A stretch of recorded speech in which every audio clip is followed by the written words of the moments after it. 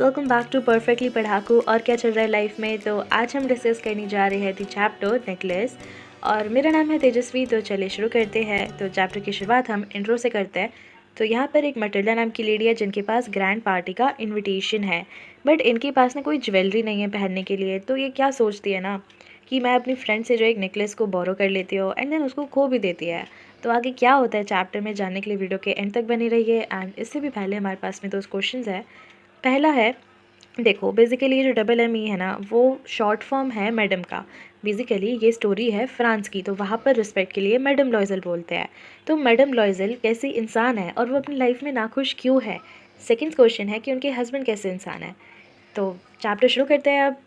ना यहाँ पर जो फर्स्ट पैराग्राफ है वहाँ पर हमें मटिल्डा का डिस्क्रिप्शन दिया गया है, जैसे कि वो बहुत ज़्यादा खूबसूरत थी, यंग लेडी थी। लेकिन एरर ऑफ डेस्टिनी ये है ना कि इनका जन्म हो जाता है फैमिली ऑफ क्लर्क्स में, यानी कि मिडिल क्लास में इनका जन्म हो जाता है। तो इनके पास कोई उम्मीद नहीं होती है कि ये बहुत ज़्यादा दहेज दे सके, किसी अमीर इंसान से शादी कर सके और ख़ुद अमीर बन पाए।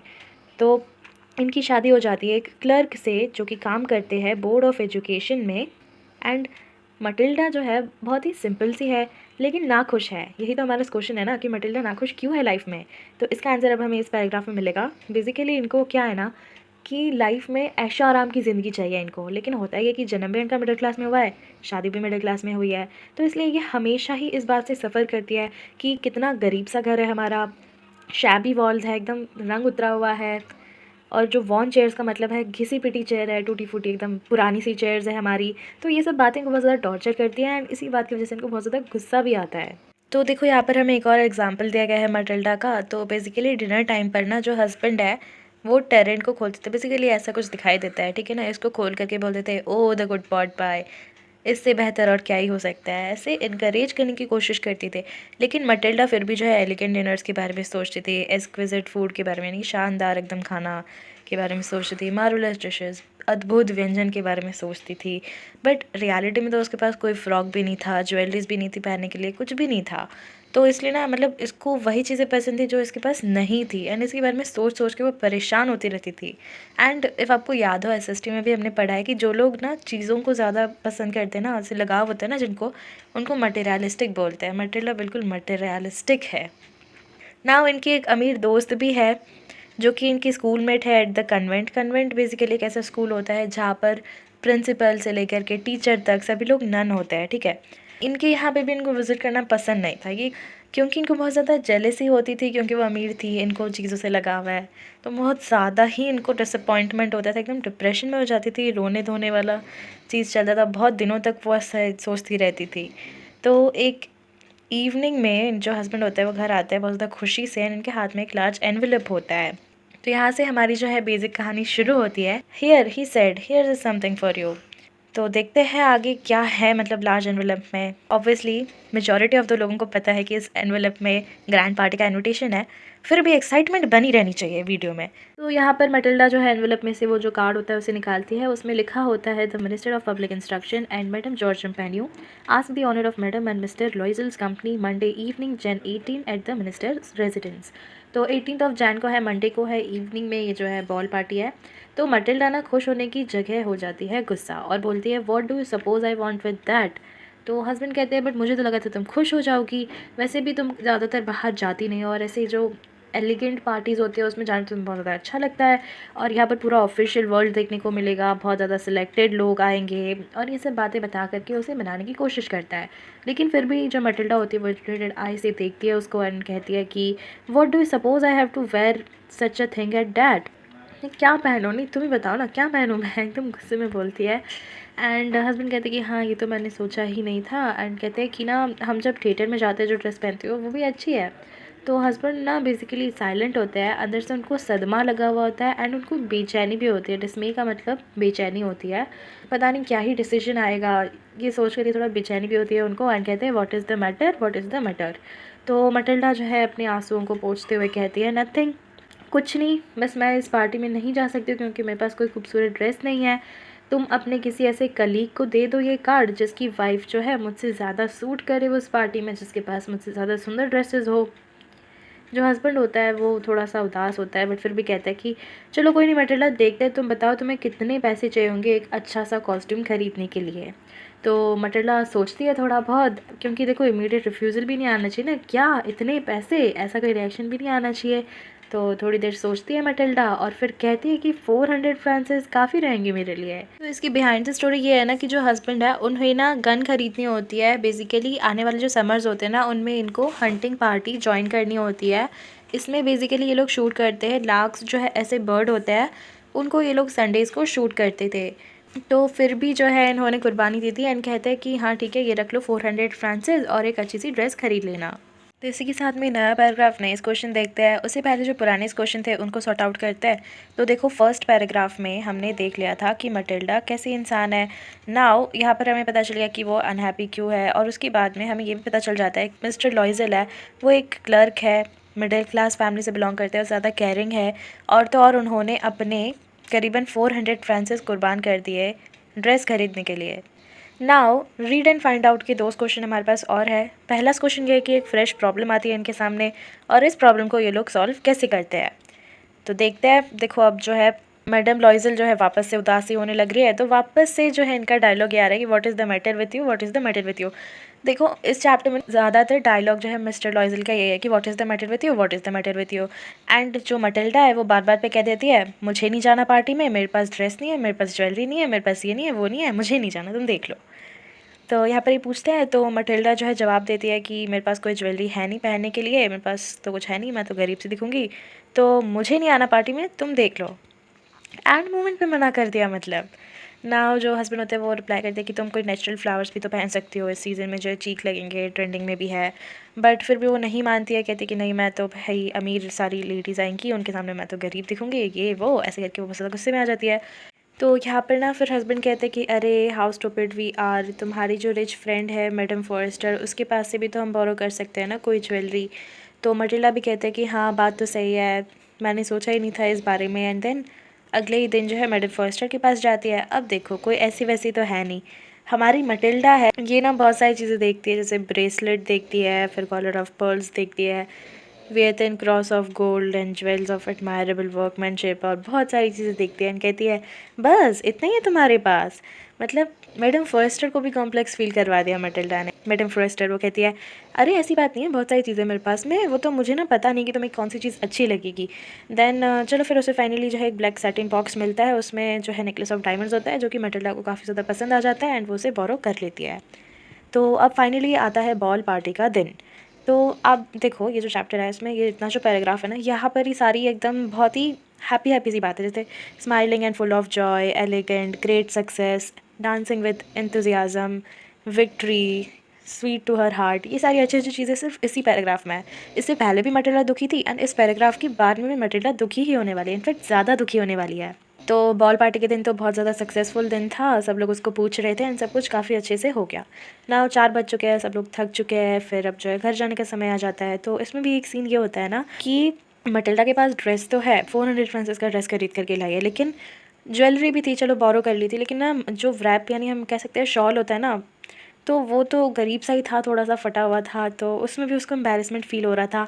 लग रहा था कि कोई अमीर लेडी जो है उसे देख ना ले तो उसे कितना एम्बैरेसिंग फ़ील होगा। तो इसलिए इसको ओढ़ करके वो बहुत ज़्यादा भागने वागने लगी। एंड दूसरी जो रिच वुमेन थी ना, उन्होंने रिच फर पहन रखे थे कुछ ऐसे। अब क्या ही हो जाता, उसने कौन सा दूसरी बार मिलना था, देख लेती तो क्या ही फ़र्क पड़ता, लेकिन नहीं, मटिल्डा है, भागने लगी वो मतलब। तो फिर मिस्टर लॉइजल कहते हैं अरे घर तक पूरा भाग के ही जाओगी क्या, रुक जाओ and I am calling a cab. Cab मतलब ऊपर ओला तो नहीं बुलाएंगे, यहाँ पर इनसे इनका मतलब है कैरेज, तो वो भी मिल नहीं रहा था। बाद में एक पुराना सा कैरेज मिलता है, घर पहुँचते हैं, फाइनली सेटल डाउन होते हैं। एंड हमारे साथ में भी ऐसा होता है, किसी फंक्शन से आते हैं रात को, तो हम भी सोचते हैं कि अगले दिन स्कूल जाना है, ये वो। तो यहाँ पर भी मिस्टर लॉइजल सोचते हैं कि कल सुबह मुझे जो है 10 बजे तक ऑफिस पहुँचना होगा, एंड ये सब चीज़ें सोच ही रहे होते हैं। एंड देन मटिल्डा भी सोचती है कि ना क्या ख़ास दिन था आज का, एंड ऐसे बहुत ज़्यादा खुश होती है एंड सोचते हैं कि बस एक आखिरी बार तसल्ली से देख लूँ मैं खुद को, फिर वापस मौका मिले ना मिले। तो कांच में देखते एकदम तसल्ली से, उतने में ही suddenly she uttered a cry, her necklace was not around her neck. चलो भाई नेकलेस खो दिया, तो अब क्या होगा कहानी में। चलो फिर नए क्वेश्चन नए पैराग्राफ, लेकिन उससे पहले पुराने क्वेश्चन को सॉर्ट आउट करते हैं।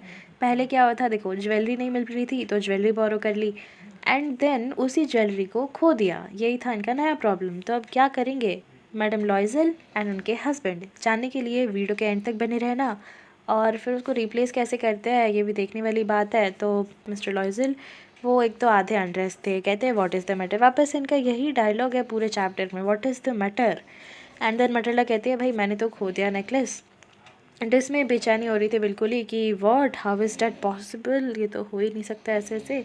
एंड ना देखो ये इमेज देख के आपको समझ में आ रहा होगा कि फोल्ड्स ऑफ ड्रेस क्या होता है।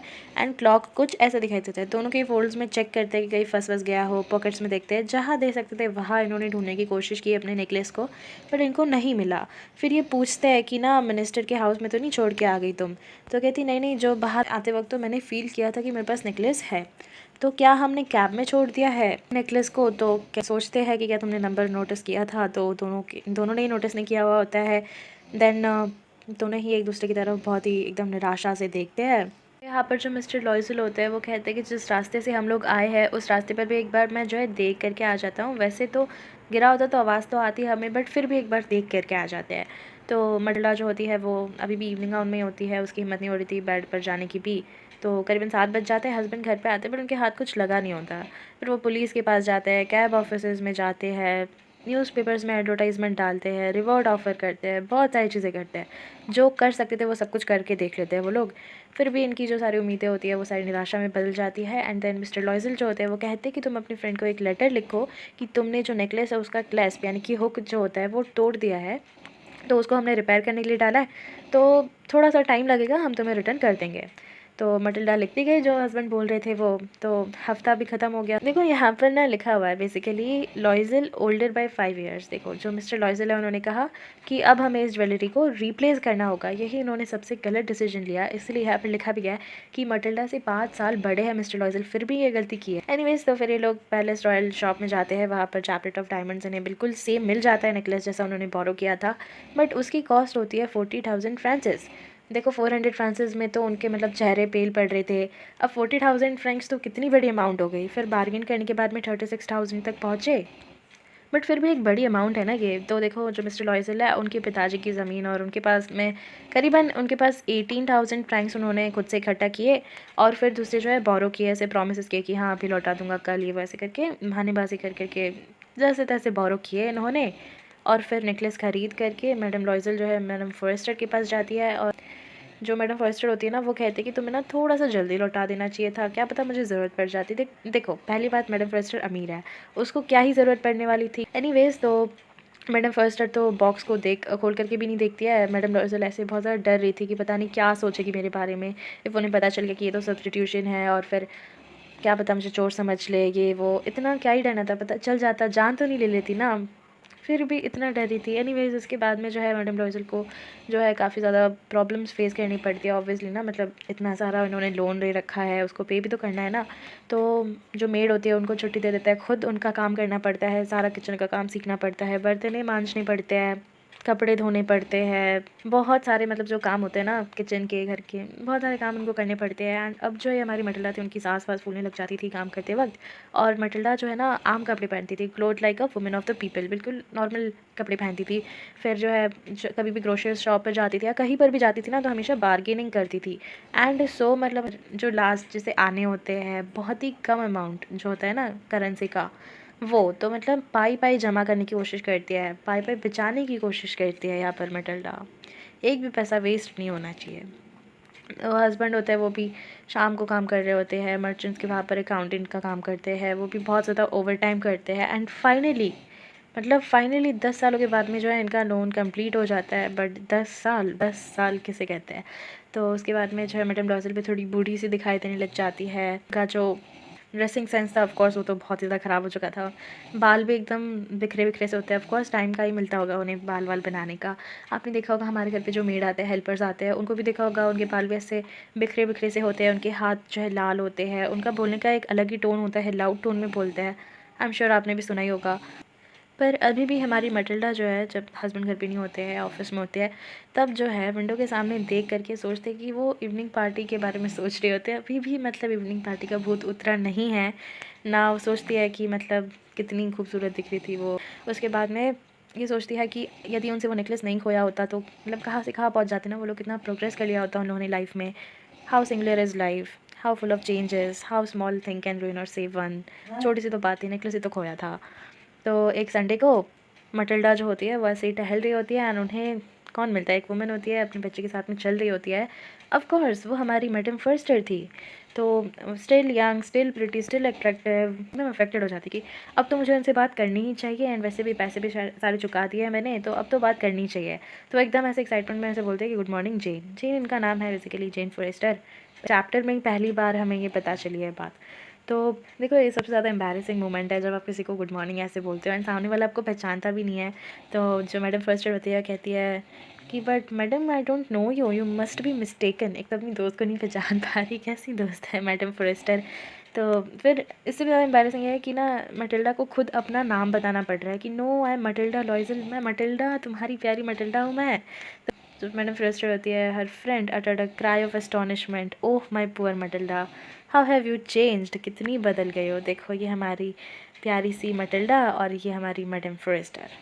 Yes I have had some hard days, थोड़े बुरे दिन आ गए थे मेरे and all because of you. ये सही किया, पूरा बताया, तुम्हारी वजह से हमारे इतने बुरे दिन आए हैं। मैडम फॉरेस्टर भी थोड़ा शॉक हो जाती है, because of me, how is that.